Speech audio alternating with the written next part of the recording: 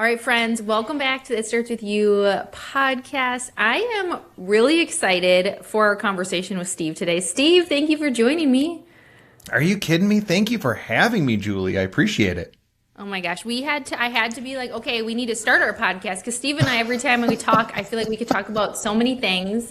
I'm really excited for our conversation today. We're going to be talking about a few things, a lot around learning and development, Steve's experience in this space, and more around just personal development and growth. And Steve and I actually met on LinkedIn. Let's talk about networking and using your network, everybody, right? So we met on LinkedIn and we invited Steve to one of our executive forums. And now you have been nobody yell at me for this, one of my favorite frequent visitors of the executive forum because you're always so engaged. You always have so much to contribute. And, these are really a space for us to bring together leaders in different organizations and talk about key topics. And what I love is you're always just coming with things to discuss. So thank you for joining us on those. Oh, I love attending those. It's an opportunity to get just different perspectives. And there's something nice about knowing that the issues or concerns that you're covering at work are not just your own, that they're universal. So having those voices from different organizations goes a really long way. And it's just a learning opportunity. Yeah, thank you so much. And I love I'm going to get to Steve's bio too, but one more plug for Steve and just like a lesson for everybody listening.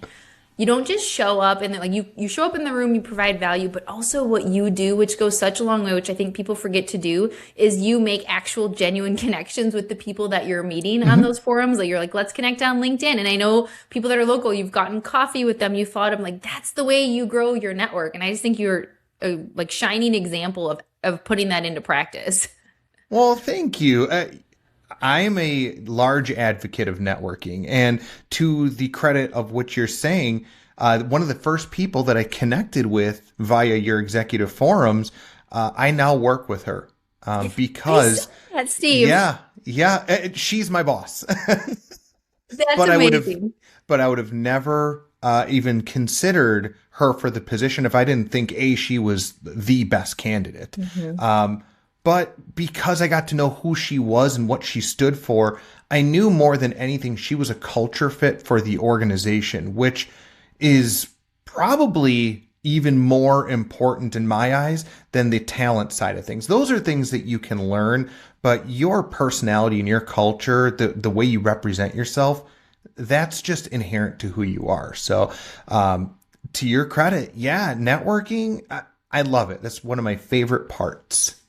That is so cool. What a cool, if you're listening and you're like hiding and you're not showing up in rooms, I know we're all busy, but remember this is where you find business partners, this is where you find coworkers. Yeah. Like those are so of course if the executive forum is a fit, little plug for that and join us there, but also just like find your people. So let me give an intro to Steve and then we will dive in because I'm already we have so many things to talk about. So Steve Counsell is a learning and development professional with experience designing training programs that help organizations build leadership skills, improve well-being, and support employee growth, which we know all of our organizations need.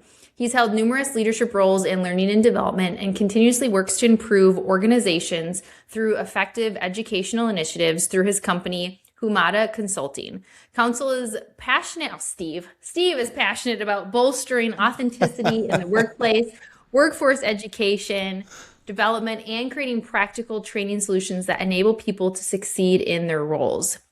In addition to his corporate work, Steve provides community leadership training on trust and accountability, multi-generational leadership, and hosts the Grossly Competent podcast, which we're going to talk about, where he discusses learning and development, professional growth, and various other workplace topics.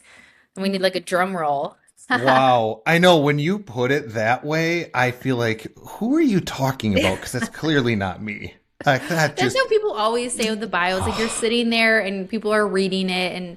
But I love to do it live with my guests because I'm a big proponent too of pumping people up and reminding them how awesome they are. So you having to listen to your bio read is just a reminder of all the cool things that you do. So obviously we hear the bio, we hear the background, but in your words as well, just give our listeners a little bit of more about you and, maybe how you got into this space. Oh gosh, absolutely. Well, this is where I'm terrible at taking compliments, but I really do appreciate your kind words, sincerely. Well, how did I get started in this space? I've always been an educator, and I know that probably sounds cliche, but the truth is I knew I wanted to be a teacher since I was 12. I had teachers in school that really inspired me and showed me different avenues of education and learning. And that really brought me to the level of wanting people to succeed because I'm able to help them do that.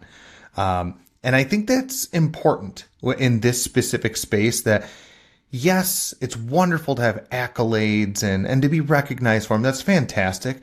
But I measure my own success based on when somebody leaves a room, am I able to help them? Like, did they leave with more than they came in with, even if it's a different perspective or just a unique take? That's what I'm aiming for. And that's what's always driven me into this specific space. I enjoy that moment, that aha moment that's referred to in the educational circles, where you get that little twinkle in your eye and somebody, you can see the gears turn. They go, oh, and they walk away and they do something differently because you were able to show them a new light. I love that. And I don't remember if we talked about this or not, but I also always wanted to be a teacher. I don't remember if we talked about that, but I was like from kindergarten, I had like a great teacher. I'm like, I'm going to be a teacher. I'm going to be a teacher. All the way up through I got into college and was going into the education program, and then realized, I don't know if I want to be with like little kids all the time, but I knew that I wanted to do some type of education. It's like now we're just helping adults who, you know, sometimes are just worse than kids. We should know better, but I love it. I love it. Helping people grow and develop. I do feel like I recall that. So, listeners out there, Julie and I had the honor at one point that we grabbed coffee and we had like, I swear, like a 2-hour long conversation. It was awesome. But I do remember a piece of you saying that about that educational aspect. Sometimes I do joke and say that the employees that we train are sometimes like kids. It's all in jest, of course, but, I do think that there's more similar to how people learn, whether it's children or adults. They just want to be seen. They want their opinions valued. And that just happens to be more integral the older they get. Yeah.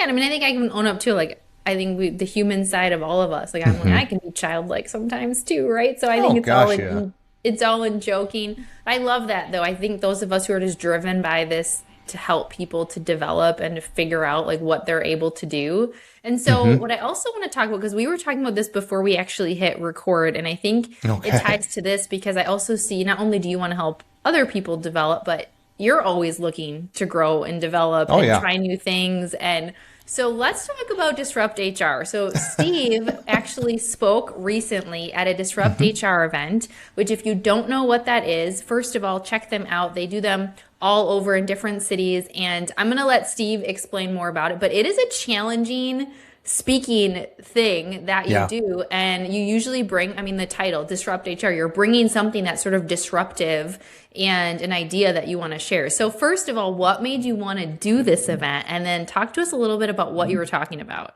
Sure. So I was introduced to the world of Disrupt HR actually from the individual I mentioned earlier that I networked with, Miss Linnell Meath.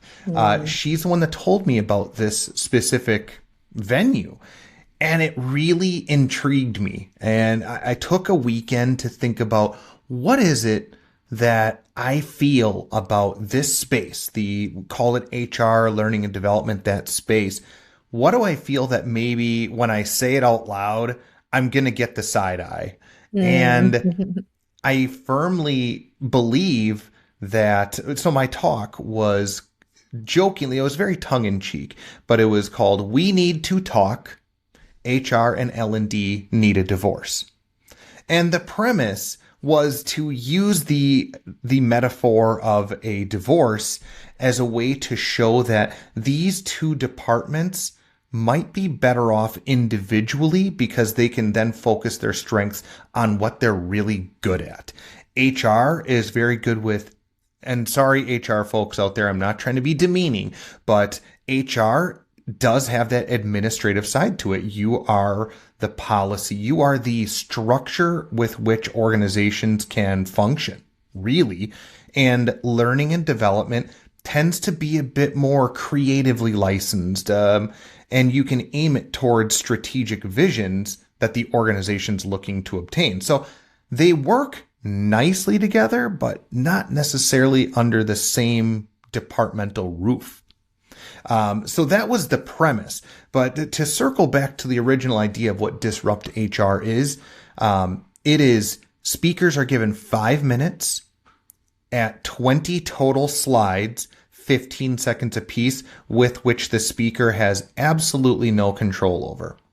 So it really tests you on your ability to measure time internally, but then also to stay on target, but also not feel so robotic. Like you have to memorize your speech because, gosh, Julie and I, you and I both know, don't ever memorize your speech. Please don't do that. Don't sound like a robot. Make it feel organic. So you have those different pieces trying to come together, which makes it a real challenge. But what an amazing audience. Like just an incredible group. They didn't necessarily agree with everything I had to say, but that's okay. I had a lot of people walk away or message me that said that at least gave them something to consider and think about, which is really the crux of the entire event. I love that. Okay, I have multiple things. First of all, yeah, that I have not, we talked about this, but for those listening, I have not personally given a Disrupt HR. I was sharing with Steve, I've coached people on giving them. So I've had some speaking clients who I've worked with who have decided to do Disrupt HR. And so in our coaching, we've done some like prep and practice for those. And it is such a unique challenge and opportunity to like kind of stretch yourself. So just the fact that you like, yes, I'm going to do this. I'm going to grow in this way. What would you say was the hardest part of it? And what was the most rewarding part of it? Oh, gosh. How much time do you have for the hardest part? No, I joke. I think wanting it to feel organic, but really knowing that you had to abide by that strict regiment of time. That was easily the most difficult. Because you can practice all day long on what you want to present as a public speaker, facilitator. You have an idea of what you want to say, but the power of changing that slide is in your hand usually.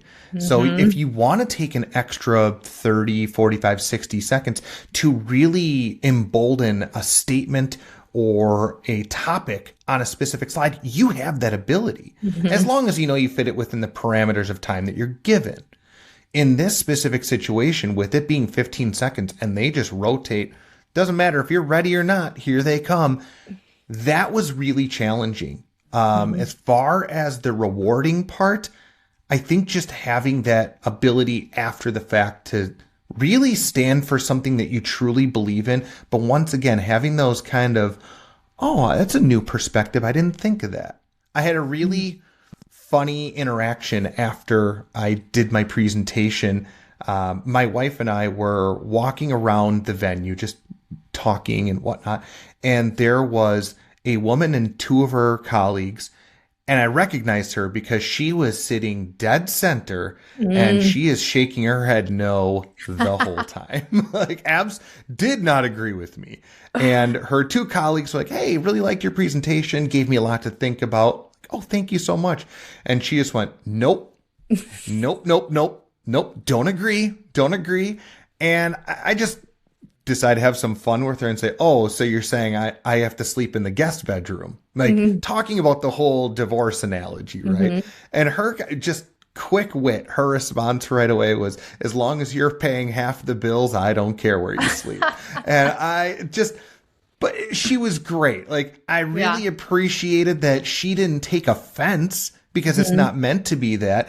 She was able to have some fun with it. And even though she didn't agree, she at least understood where I was coming from, which I think is a very important aspect of professionalism, that you don't have to agree with every single thing, but have the wherewithal and the respect to know that somebody else might have a different perspective that's going to launch you far greater places than just being more reserved and rigid.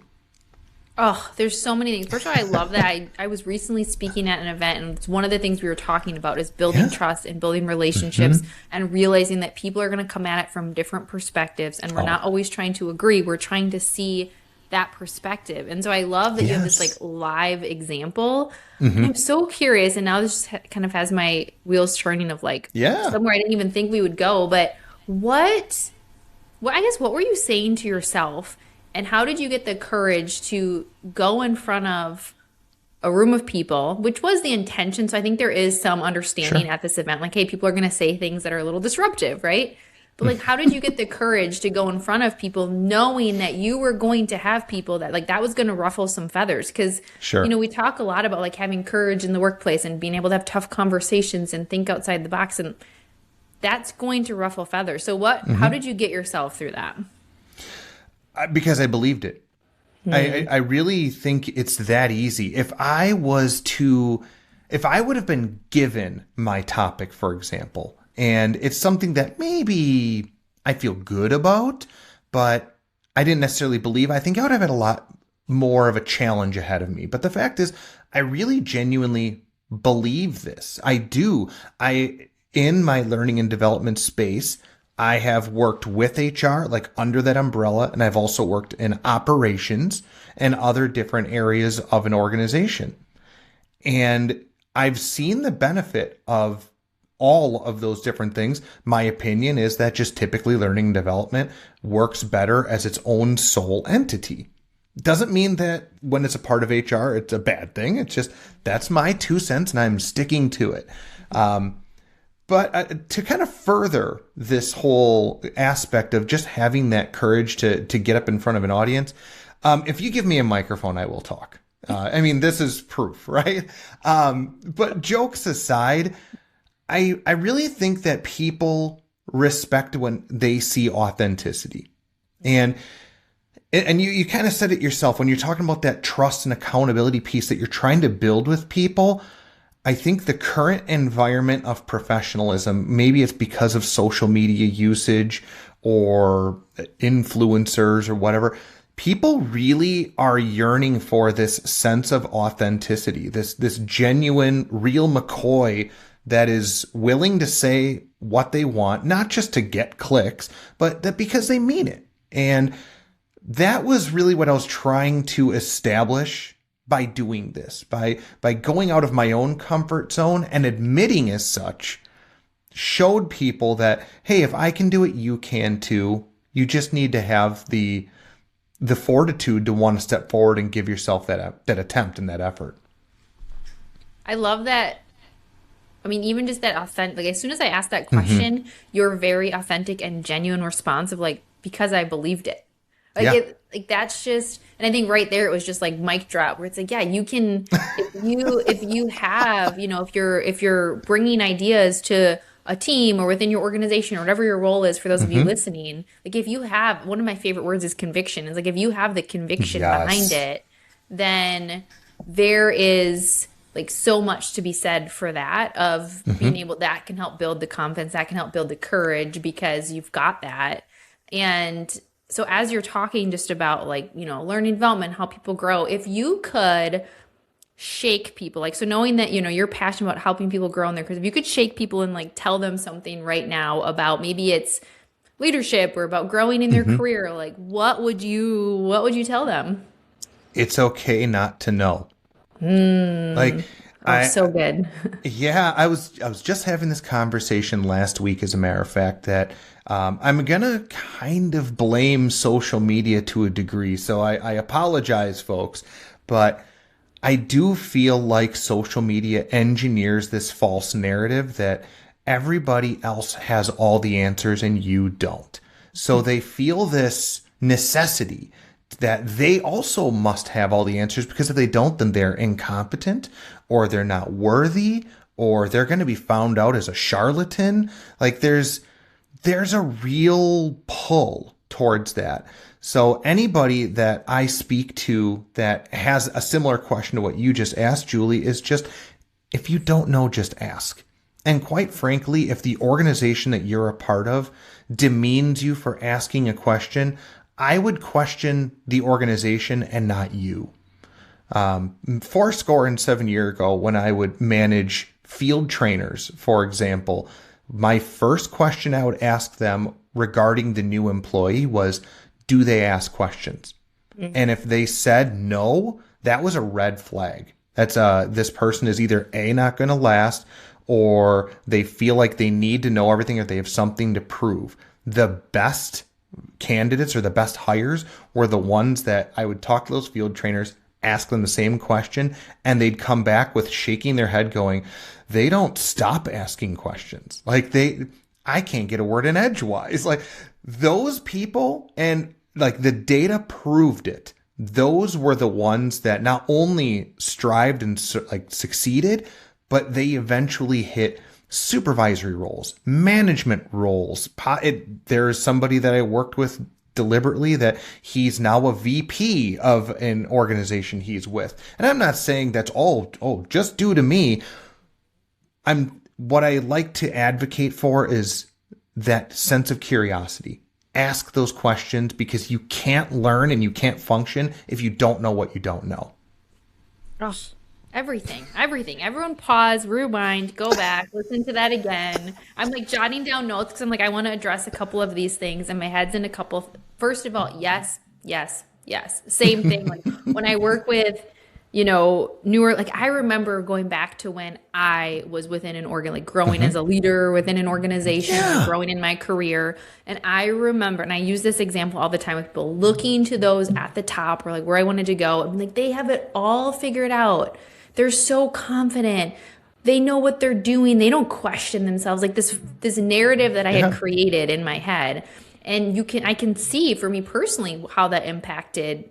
I mean, I've always asked questions though, which is why I love what I get to do, because I, podcast coaching, I get to ask questions. I've always been curious, but I can find how that would stifle it. Now when I'm, working with people or coaching clients, especially newer leaders, it's like that they don't have it all figured out. Like, they don't have it all figured out. And I love the leaders that are human enough to say that and say, we don't have it figured out either. We've just learned how to navigate through that. And so I think just, again, that brings back what we were talking about before, the humanness of leadership, and allows people to actually be authentic, but actually grow and learn. And the other place that my brain went to is kids have this, right? Like I know, like I have a 9-year-old, you've got, a family, and it's kids have this question asking and this curiosity. And we lose it, like oftentimes we lose it along the way. That's a whole different podcast episode about like where are we losing that? And is it being encouraged or is it being squashed? Kids have this just natural innate curiosity I think we are born with, and that we start to lose. It's like, how do we help people find that again? Yeah. I think it was about 2 or 3, maybe it was more. I feel like time flies. I was listening to a podcast with Neil deGrasse Tyson, and he was talking about how he navigates questions with his own kids. Like when they have, why is the sky blue, Dad? Something like that, right? Well, I really liked his answer, and I'm paraphrasing it, of course, but what the crux of what he referenced was, rather than tell them, I don't know, I say, why don't we find out? So he will actually show them, hey, let's go reference this book, or we all have phones in our pockets. Why don't we see if we can't find something that tells us the answer? And I really liked that. And at the time, my children were, I think my oldest was 5 or 6 at the time. I now use that as a point to do that, to say, hey, why don't we try to figure that out? Because it's easy to be dismissive. And I think that is part of why that curiosity and why that willingness to say, I don't know this, can you help me, dissipates, because it's been quashed so many times by the, I don't know. So we need a whole other podcast and like how do we parent and harness the Yeah. curiosity for Yeah. kids. I also want to talk about because I think this is obviously really tied into what we're talking about in your own curiosity and growth. You've got a podcast, Steve. So talk to us a little bit about your podcast, like how it started Sure. and what do you do on the podcast? All right. So if you are interested in listening to us at Grossly Competent, it's lower brow than what you're used to if you're listening to Julie. Okay, folks. Interestingly, Julie, you were part of the reason why I decided to venture into the podcasting world. Not only did you and I have a conversation, and I remember you saying, you have a voice for podcasting, which I know is a nice way of saying you have a face made for radio, which I get it. I get it. No, not what it meant. Totally. I'm having fun with you. But it was one of your earlier episodes on your podcast where you talked about just taking that step forward, even though you're scared to do it. And a podcast was something I'd always thought about doing, but I was really tripped up on what am I going to talk about? Little old me. And what can I present to the world that's going to make them even want to listen? And I was fortunate that a very good friend of mine, he's my co-host, Mr. Patrick Ailshire. We've known each other for 20 some odd years. He's in the learning and development space too. He works on the more public side of things where I've always worked private. Yeah. And we don't always agree on things. Like if you listen to our episode on icebreakers, you're going to find that we do not agree. I'm typically not an icebreaker guy, folks. Like that's just the way it is. But we just decided that we were going to have a little bit of fun and talk about our own experiences, the things that we are passionate about, the things that we do genuinely believe, whether it's status quo or otherwise. But then we also just kind of wanted to bring the human side to professionalism and just point out the times that we've made mistakes or some of the things that we've done where we're like, oh my gosh, just so dumb. So we kind of hedge our bets on that by saying we are a learning, development, and adulting podcast because we sometimes will just get into the weeds of everyday adult life and how we navigate certain things. Okay, so first of all, thank you for telling me. I do remember when you started listening to my podcast, and I so appreciate you even having said like, hey, I've started listening because I'm sure as you know, as a podcast like host, you put effort into it. And sometimes it's like, you can see if people are rating or reviewing, but they don't always do that. But here's a little plug for those of you listening. Like that 1 minute you take to leave a rating and review on someone's podcast means so much because it's really the only way to grow. And I didn't know that when I didn't really listen to a lot of podcasts, honestly, before I started mine. And so I didn't know how much that mattered. So again, here's a little plug that if you listen to this podcast, go check out Steve's podcast as well. And just going on and like leaving a 5-star, rating if you're loving the podcast and a little bit of a review, it means so much. So there's a little plug. But when you're not getting those and people aren't reaching out to you and telling you, sometimes you're like, hello, is anyone out there? So thank you for telling me that you listened. And I'm so happy to hear that you started that. Tell me about the title. So how did you come to this podcast title of Grossly Competent? So it's definitely a dumb inside joke. Patrick and I, as I said, we've been friends for 2 decades now at this point, maybe even a little bit over. And the joke all started when we were in our early 20s, and Patrick and I and our good friend, his brother-in-law now, the three of us went to this dive bar, and there was a moment where Patrick and I were talking to each other and our friend was kind of behind us, and it was kind of a crowded little bar, and there was a woman that approached us, and we're both like, oh, she's coming to speak to us. We're in our early 20s. Like, oh, okay. Gotta make sure we're all prim and proper. And she took her hands and kind of did like the prayer pose and pushed right in between us and pulled us apart so she could walk past us and talk to our friend. And we spent the entire night laughing about that and just being like, what do we have on our faces here? Yeah. So, and we, just as a random aside, it would be a year or two perhaps where Patrick and I wouldn't talk or have a phone call or something. And I would just send him a random text and be like, hey, ugly. Like just something random. And then he would respond back. We just always kept that alive.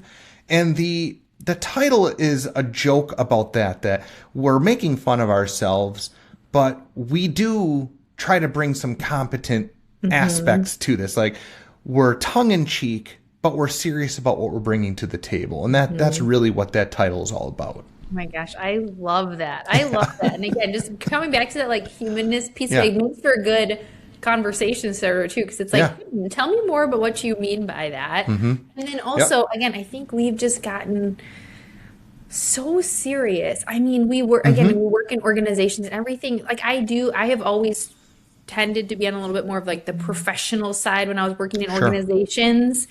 And now sometimes I'm like, it's not so serious. Like, yes, it's serious. Like there's this line of like being professional, all that, but also it's like, life isn't that serious. Like, we can have some fun. We can build some relationships. We can talk about the hard things. And I think, again, like you said, especially in the age we're in now, people are really looking for that more from their organizations. They're looking to feel more of a connection to their leaders, to their organizations, because in the age of AI and in the age of social media and in the age of technology, people are feeling disconnected. And so I just love that, because again, it's this like, yeah, we can talk about serious things and we can also have some fun too. Yeah. And I think you even said it earlier about this. Like when you were starting in your profession, you looked up to the higher level leadership as these kind of omnipotent beings, right? Like they have it all figured out. There is no answer that like is evading them, when really they just had experience on you. That's genuinely it. And I think just leading with that, just having people understand that experience does help you come and arrive to questions and answers a little bit more fluently. It doesn't mean that they're always the correct ones, though.